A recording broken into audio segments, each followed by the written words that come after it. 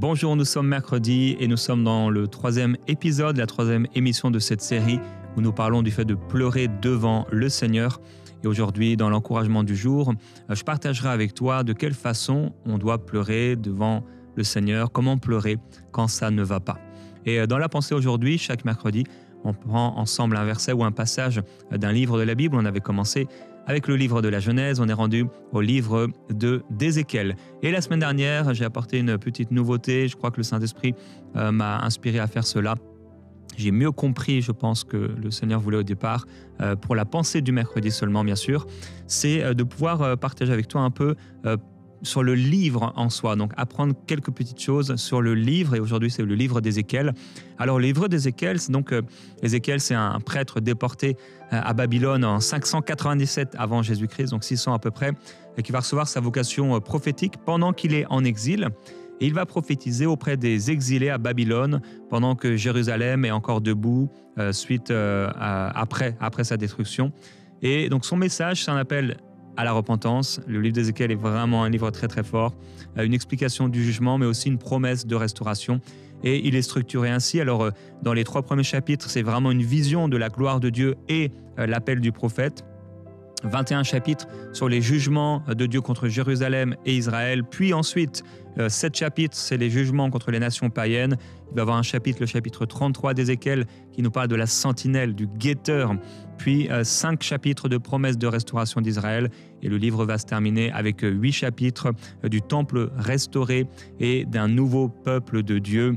Et ça parle également des temps à venir. Donc le premier chapitre commence avec cette vision spectaculaire des 4 créatures, une vision stupéfiante de ce char, de ces chars de feu, on a l'impression, qui courent sans s'arrêter, droit devant eux.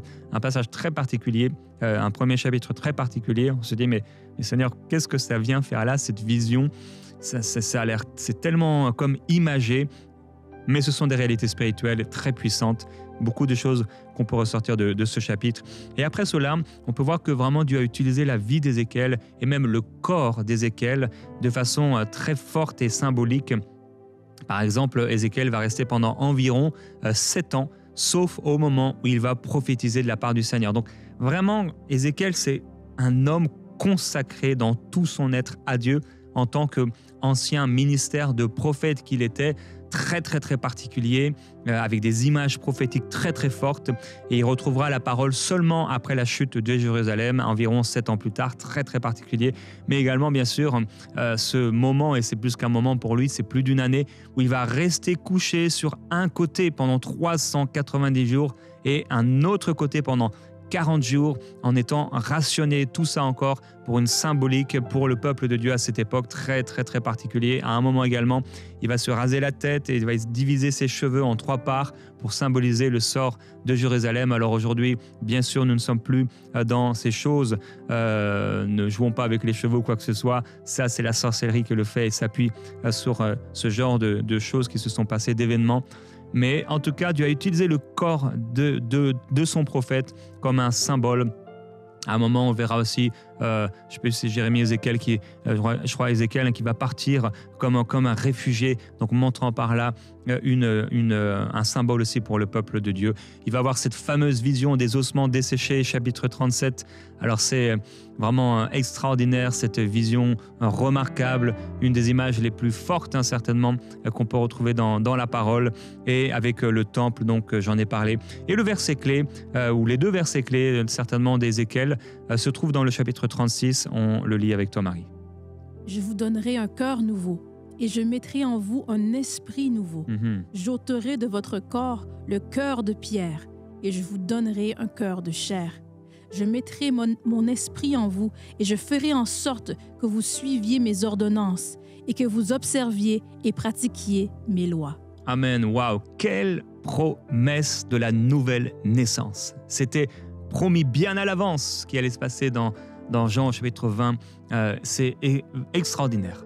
Quand Jésus va souffler sur les disciples et les faire naître de nouveau après sa résurrection, c'est ce que le Seigneur avait promis depuis toujours, son esprit en nous et ses ordonnances inscrites dans nos cœurs par le Saint-Esprit. C'est extraordinaire. Alors je t'encourage à pouvoir lire de temps en temps le livre d'Ézéchiel.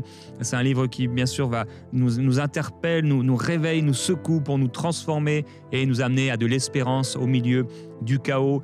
Ça nous montre que le Seigneur est prêt donc à nous donner un cœur nouveau et qu'au milieu de ce qui paraît comme être une vallée desséchée, Dieu est capable de la faire revivre. Dieu n'a pas terminé de parler et on voit aussi la puissance de la présence de Dieu, la responsabilité personnelle face au péché également et à l'appel de Dieu et la promesse du Seigneur où Dieu vient habiter dans le cœur de ceux qui se repentent. La repentance est tellement importante. Alors maintenant, je vais entrer dans l'encouragement du jour. Comment pleurer quand ça ne va pas? On a vu lundi avec la pensée, on a partagé un peu un moment de l'histoire d'Anne, comment elle a pleuré, elle était là dans le pleur, dans la prière, elle a transformé l'amertume de son âme en prière et au milieu de la prière, les pleurs se sont manifestés, mais il n'y avait pas seulement des pleurs, il y avait également la foi et je t'ai encouragé à mettre et à placer la foi au milieu de tes pleurs. Maintenant, j'aimerais qu'on puisse lire Osée au chapitre 7, verset 14. Ils ne crient pas vers moi dans leur cœur, mais ils se lamentent sur leur couche. Ils se rassemblent pour avoir du blé et du mou, et ils s'éloignent de moi. Alors, on a parlé de Pierre hier et on a parlé de la différence de Judas, le remords ou la fausse repentance de Judas, parce que s'il s'était réellement repenti, il aurait été vers le Seigneur, puisque la véritable repentance, ce n'est pas regretter seulement ce qu'on a fait, mais c'est s'approcher de Dieu. Tout comme la sanctification n'est pas s'éloigner du péché seulement, mais c'est aussi s'approcher du Seigneur. Et donc, ici dans le livre d'Osée, le Seigneur m'a donné clairement ce passage pour tous ceux qui regardent, tous ceux qui écoutent. Ils ne crient pas vers moi dans leur cœur, mais ils se lamentent sur leur lit, donc ils pleurent peut-être sur leur lit, ils se rassemblent pour avoir de la nourriture et ils s'éloignent de moi. Donc le Seigneur est en train de dire qu'en fait, ces personnes qui pleurent, elles peuvent pleurer, elles peuvent se lamenter dans leur lit, Seigneur, mais pourquoi? En fait, ils crient peut-être, ils pleurent peut-être, ils gémissent peut-être, mais ils ne crient pas, il dit, ils ne crient pas vers moi. Ils ne crient pas vers moi dans leur cœur. Et quand en fait ils se lamentent, c'est juste à propos de la nourriture, des choses de cette terre. Et je sentais vraiment l'Esprit de Dieu encourager quelqu'un, plus peut-être qu'encourager, corriger quelqu'un, en disant à cette personne, arrête de te lamenter pour les choses de ce monde. Arrête de pleurer pour les choses de ce monde. Dieu est plus grand que cela. En fait, il y a des personnes qui pleurent quand ça va mal financièrement, quand ça va mal dans des situations, mais qui n'ont pas de cœur pour Dieu. Ils n'ont pas de cœur pour le royaume. Ils n'ont pas un véritable cœur pour les choses du Seigneur. Dieu veut un cœur brisé, mais pourquoi il veut un cœur brisé? Un cœur brisé qui soit prêt à lui obéir. Ce qui plaît au Seigneur, ce n'est pas seulement le cœur brisé, mais c'est que ce cœur brisé se soumette à lui et soit, par cette soumission, capable de lui obéir. On doit pleurer, oui, mais on doit pleurer avec repentance. Je t'encourage à prendre du temps, à demander pardon. On a commencé à le faire hier, mais il y a des personnes, elles doivent prendre le temps de demander pardon. Jésus va dire à un moment, je ne sais pas si tu as le passage dans Jean chapitre 6, Marie, au verset 26. Oui. Jésus leur répondit, « En vérité, je vous le dis, vous me cherchez non parce que vous avez vu des miracles, mais parce que vous avez mangé des pains et que vous avez été rassasiés. » Alors, il y a des personnes qui pleurent, mais elles pleurent juste à cause de situations. Et oui, c'est vrai, il faut aussi parfois pleurer à cause des situations qu'on peut rencontrer. Ne gardons pas tout à l'intérieur, mais sachons pleurer. Et donc, comment pleurer quand ça ne va pas? Comment pleurer quand ça ne va pas? Il faut que ce soit des pleurs de foi, si c'est une situation compliquée. Il faut que ce soit des pleurs d'une véritable repentance, si on a mal agi, si on a péché, si on a désobéi au Seigneur. Tu as désobéi au Seigneur, pleure, mais que tes pleurs soient des pleurs d'une véritable repentance. Pas les pleurs de Judas qui va se suicider, mais les pleurs de Pierre qui regrette vraiment et qui va même nager vers Jésus quand Jésus lui apparaît. Il court vers Jésus. Il va vers Jésus. Si tu t'es repenti sincèrement, si ton cœur a été brisé, tu pleures et tu te repens devant le Seigneur. Devant le Seigneur. Et pas juste devant ta situation. Dans le livre de Jérémie, alors on aurait pu trouver des passages du livre d'Ézéchiel également, mais dans le livre de Jérémie, le Seigneur dit « Vos holocaustes ne me plaisent pas et vos sacrifices ne me sont pas agréables. » Et il dit « Mais vous vous confiez en des paroles trompeuses en disant « C'est ici le temple de l'Éternel, c'est ici le temple de l'Éternel, c'est le temple de l'Éternel. » Et pendant ce temps-là, vous volez, vous commettez des meurtres, des adultères et vous venez vous placer devant moi dans cette maison sur laquelle mon nom est invoqué et vous dites « Nous sommes délivrés. » J'en ai parlé un peu hier, j'ai fait une parenthèse, peut-être assez dure. Ces personnes qui proclament la parole avec foi et qui déclarent « Voilà ce que dit la parole de Dieu. Nous sommes délivrés. » Ok, t'es délivré. Mais comment tu vis ? Quelqu'un peut vraiment être... Et il y a des gens comme ça, il y a des églises entières, il y a des personnes entières qui vivent leur vie comme ça. Et moi, je suis fort, je suis un conquérant, je suis plus que vainqueur. Oui, c'est vrai, oui, mais si tu as péché, si tu vis dans le péché, tu demeures dans le péché, tu restes là-dedans. Mais ce n'est pas le moment de dire que tu es plus que vainqueur. C'est le moment de pleurer. C'est le moment de te repentir. Et pas de dire comme ils ont dit les pharisiens, non mais nous de toute façon on est les fils d'Abraham. Tout va bien. Juste parce qu'on est fils, tout va bien. Quelqu'un peut dire moi, juste parce que je suis sauvé, tout va bien. Tout va bien, je fais n'importe quoi, je vis ma vie comme je veux. Mais non, il n'y a pas de souci, c'est pas grave. Le Seigneur me montre aussi qu'il y a plusieurs personnes qui pleurent pour le pain et pas parce qu'elles se sont éloignées de lui. Frères et sœurs, arrêtons de pleurer pour le pain, mais pleurons plutôt car nos cœurs se sont éloignés de lui. Quelqu'un doit pleurer parce que son cœur s'est éloigné de Jésus. Et tu écoutes cette émission peut-être même tous les jours. Mais ton cœur s'est éloigné de Jésus. Et c'est le moment maintenant où le Seigneur te parle. Tu sais dans ton cœur que tu t'es éloigné de Jésus. L'amour que tu avais pour lui. La passion que tu avais pour lui, le zèle que tu avais pour lui, cet amour que tu avais pour lui, ce désir de lui plaire que tu avais, cette recherche dans l'intimité, cette force dans la prière, tu l'as perdu. Et si tu l'as perdu, cela montre que d'une certaine manière, tu t'es éloigné. Quand Pierre a renié Jésus, et même avant qu'il le renie,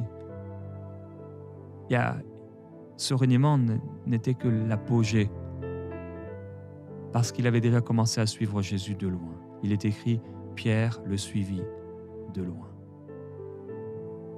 C'est pas du jour au lendemain qu'on renie Jésus. C'est pas du jour au lendemain que quelqu'un peut dire « Ah, mais moi, je me suis retrouvé dans le lit de cette personne. » Non, non, non.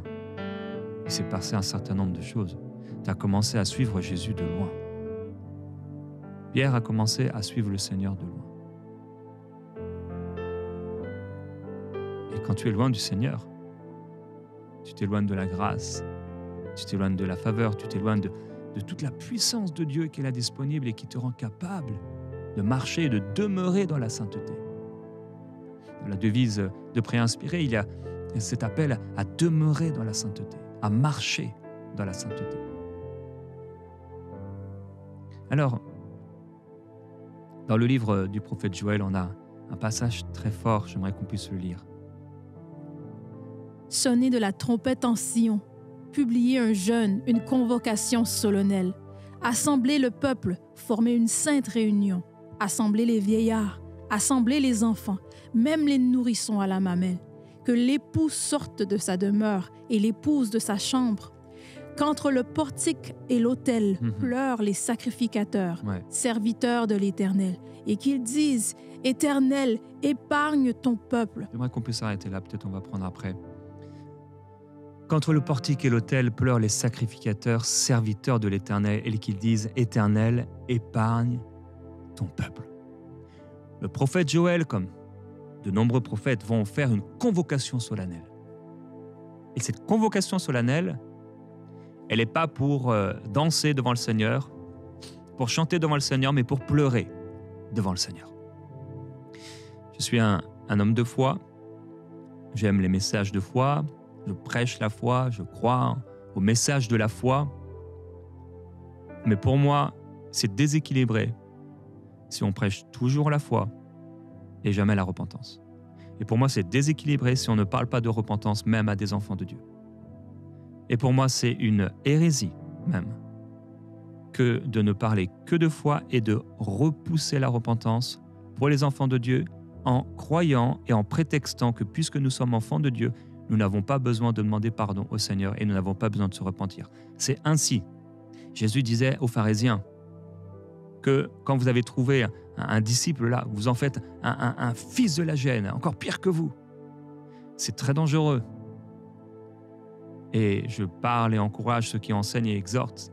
Il faut bien faire attention à ce que lorsque nous prêchons la foi, nous ne prêchons pas que la foi, dans le sens où, bien sûr, tout est une histoire de foi. Nous vivons par la foi, nous marchons par la foi, nous devons vivre par la foi. Mais si quelqu'un a péché, il doit faire quelque chose.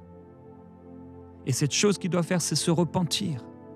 Puisqu'on peut arriver à un moment où on est tellement, entre guillemets, dans une église de foi ou dans un système de foi qu'on devient des dieux, des sortes de dieux. Et on croit que Dieu est tellement avec nous que, ok, Dieu est avec nous, et on se retrouve exactement comme Samson. On n'a plus nos tresses, on n'a plus nos cheveux, on n'a plus l'onction, mais on a encore les dons, on a l'impression d'avoir encore, en tout cas, les dons. Et à un moment, c'est trop tard. On pensait que, mais Dieu n'était plus avec nous. Et c'est ce qu'il dit dans le livre de Jérémie. Vous dites, mais c'est ici le temple de l'Éternel, le temple de l'Éternel, le temple de l'Éternel. Mais quoi, vous volez, vous commettez des adultères, vous trompez, vous faites de faux serments, vous offrez de l'encens à Baal, vous allez vous rallier à d'autres dieux. Certains diraient, mais moi je ne veux pas me rallier à d'autres dieux, mais tu t'es peut-être rallié à l'argent, tu t'es peut-être rallié à je ne sais quel adultère, une sorte d'adultère spirituel, et Dieu prend ça tellement au sérieux. Alors il dit oui, qu'entre le portique et l'autel pleurent les sacrificateurs, serviteurs de l'Éternel. Et ce chant qui disait « Il est temps de chercher encore l'Éternel ». Il est temps de chercher encore l'Éternel. Oui, je crois qu'il est temps encore de chercher l'Éternel et de dire « Éternel, épargne ton peuple ». Est-ce qu'on ne peut pas, sous prétexte qu'on a les promesses du Seigneur, vivre n'importe comment et croire que l'orgueil spirituel est quelque chose de si pernicieux. C'est cet orgueil spirituel qui a empêché les pharisiens de se repentir. On croit que, quelque part, on pense qu'on est vraiment d'excellents chrétiens. On est meilleur que bien d'autres chrétiens. Notre Église a compris. Les autres n'ont pas compris. Ah, attention. Attention à l'orgueil dans les cœurs. On peut continuer le passage, on peut lire au verset 18, Joël chapitre 2. L'Éternel est ému de jalousie pour son pays, et il épargne son peuple. L'Éternel répond, et il dit à son peuple, « Voici, je vous enverrai du blé, du mou et de l'huile, et vous en serez rassasiés, et je ne vous livrerai plus à l'opprobre parmi les nations. J'éloignerai de vous l'ennemi du nord, je le chasserai vers une terre aride et déserte. » Amen. Alors avec la repentance, il y a aussi la promesse du Seigneur, qu'après la repentance vient la bénédiction totale et entière. Il y a des choses qui sont retenues parce qu'il n'y a pas encore eu la repentance. Comment pleurer quand ça ne va pas? Il faut pleurer avec foi. Nos pleurs, il ne faut pas juste pleurer pour pleurer, même si ça peut faire du bien. Mais nos pleurs doivent se diriger vers le Seigneur et être formulés en prière. Nos larmes ont une voix, mais il est important aussi de donner voix, de donner des paroles sur la voix de nos larmes et, s'il y a lieu, de pouvoir se repentir. Un cœur brisé et contrit, tu ne le rejettes pas, Seigneur. Dieu aime les cœurs brisés et contrits. Comme ce revivaliste qui disait qu'à chaque fois que l'onction de Dieu diminuait, il allait quelque part dans un bois et il se repentait, demandant pardon au Seigneur. Je sais que plusieurs personnes, certainement, n'aiment peut-être pas prière inspirée, parce que prière inspirée, c'est souvent des temps de repentance. Mais mon frère, ma sœur, je ne vois pas comment aller jusqu'au bout sans repentance. Je crois que c'est encore le temps de la repentance et que même la repentance ne veut pas dire qu'on est dépressif. Mais la repentance, c'est élever le Seigneur. C'est reconnaître Dieu. C'est vraiment glorifier Jésus. C'est reconnaître le Seigneur dans toutes nos voies et notre besoin profond de lui. La repentance, c'est réaliser que, Seigneur, pardonne-moi pour cette chose que j'ai faite. La repentance n'est pas forcément des heures où on pleure, où on pleure, où on pleure. Après la repentance vient la joie. Après la repentance vient la restauration. Et on repart avec le Seigneur avec une plus grande grâce.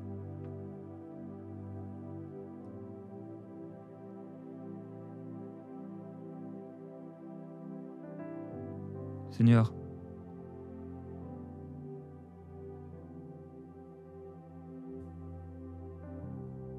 tu veux amener, comme tu l'as dit, le vin nouveau, l'huile, toutes sortes de grâces.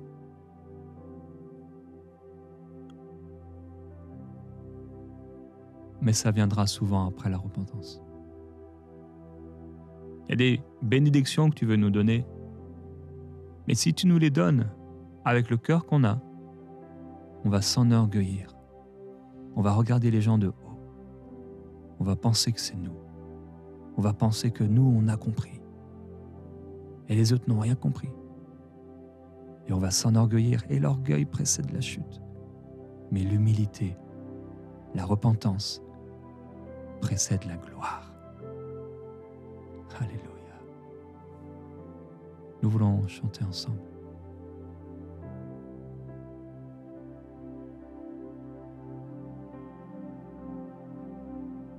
Père, je n'ai qu'un désir, être près de toi et sentir tes bras.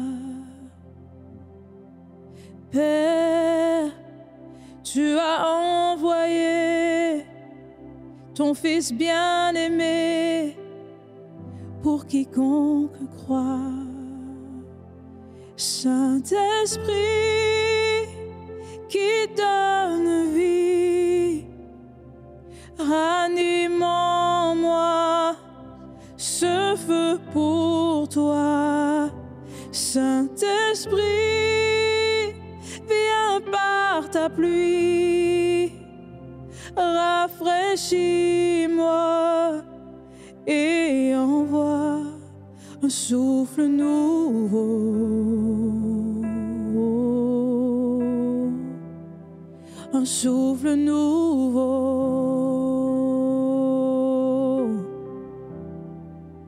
Un souffle nouveau. Oui, Seigneur. Un souffle nouveau. Nous appelons ce souffle nouveau. Un souffle nouveau. Une vie nouvelle. Le ciel s'ouvre. Un souffle nouveau. À la voix des pleurs, des larmes. Le ciel s'ouvre. Le ciel s'ouvre. Père, tu as posé cette question. Comment pleurer quand ça ne va pas? Jésus, tu as été le modèle parfait.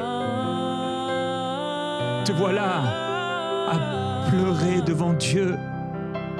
Mais tu as dit, non pas ma volonté, mais la tienne. Tu t'es offert parfaitement, entièrement, totalement, sans rien retenir. C'est comme ça que nous voulons pleurer devant toi, Seigneur, en disant encore et encore, quelles que soient les situations de nos vies, non pas notre volonté, mais ta volonté. Et quoi qu'il arrive, Seigneur, nous voulons accomplir ta volonté et nous offrir à toi, Seigneur, notre prière. Prends tout, que nous soyons encore malléables, que nous soyons encore dociles, que nous soyons encore soumis. Seigneur Jésus, nous ne pensons pas avoir tout compris, nous ne pensons pas avoir tout vu, nous ne pensons pas avoir tout saisi, nous ne pensons pas, Seigneur, être meilleurs. On veut simplement s'humilier, s'humilier.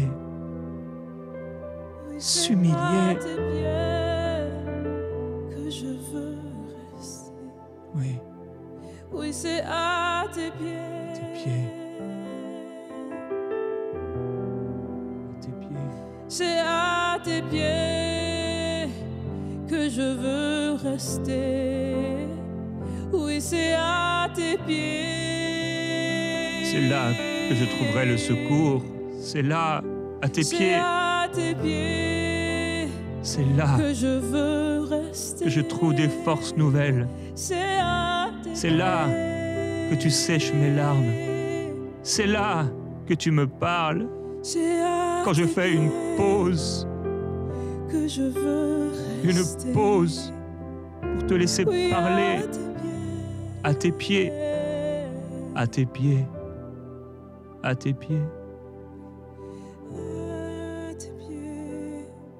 Seigneur, nous voulons pleurer avec notre cœur. On ne veut pas pleurer simplement, pleurer en surface. Pleurer parce qu'on aurait été affecté dans nos émotions. Nous voulons pleurer de tout notre cœur. Nous ne voulons pas pleurer de tout notre cœur, mais en gardant notre propre volonté, nos façons de penser, nous voulons pleurer de tout notre cœur et nous offrir que nos cœurs deviennent liquides, que nos cœurs deviennent comme de l'huile dans ton vase que tu peux utiliser comme tu le souhaites. Nous voulons pleurer devant toi, Seigneur, avec sincérité, avec vérité, mais également avec foi, croyant que tu es capable de pardonner et que tu pardonnes celui qui vient à toi d'un cœur sincère et que tu relèves celui qui vient à toi et que tu ressuscites ce qui est mort en nous. Tu nous donnes la vie. Tu produis des miracles. Tu n'as pas dit ton dernier mot. Tu es capable de guérir, capable de libérer, capable de sauver encore celui qui vient à toi. Ton bras n'est pas trop court pour agir. Ton bras n'est pas trop court pour sauver. Et le Seigneur Jésus veut sauver quelqu'un maintenant. Tu es là et tu as suivi cette émission jusque-là dans la prière. Tu as ouvert ton cœur et Jésus veut entrer dans ton cœur maintenant. Et si c'est toi, demande-lui, Seigneur Jésus, pardonne-moi. Je te demande pardon de tout mon cœur et je ne veux plus faire semblant et te donner à moitié. Je ne veux pas te donner comme Ananias et Saphira t'ont donné les restes. Je veux te donner tout mon cœur, toute ma vie, tout mon futur, tout mon présent, tout ce que je suis, tous mes projets. Prends tout, prends tout, prends tout. Sauve-moi, sauve-moi, sauve-moi, sauve-moi, sauve-moi, Seigneur. Sauve-moi, j'invoque ton nom pour être sauvé de mes péchés et libéré de l'enfer et du joug satanique. Fais-moi passer des ténèbres à ta lumière. Sauve-moi entièrement, sauve-moi. Quelqu'un doit faire cette prière, quelqu'un doit faire cette prière. Jésus-Christ, tu es le seul médiateur, tu es le seul qui peut me sauver. Je fais appel à toi, Jésus. Je crois que tu es le sauveur de ce monde, le seul sauveur et le seul Seigneur. Et j'offre mon cœur à toi. Je t'offre mon cœur. Je t'offre mon cœur. Et si tu as fait cette prière, continue de prier devant le Seigneur et je t'invite à aller sur emctv.com/suivre Jésus. On va t'accompagner dans la prière. On va se retrouver demain dans Prière inspirée.